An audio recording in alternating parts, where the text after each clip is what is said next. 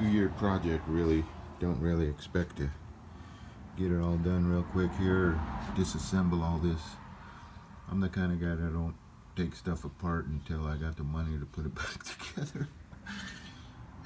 Fuck. Money and time, man. You know, dedication.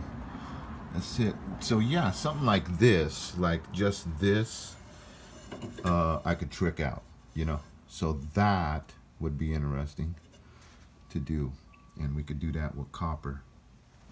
And I go to the flea market over there, and I bet you I could find one of them little tube spreader, and then I could enhance and make a little copper here. And then one day, I mean, believe it or not, one day I'll find like a chrome linkage, you know. Whoa. Yeah, I'll find a chrome one maybe, and all that gotta get sprayed.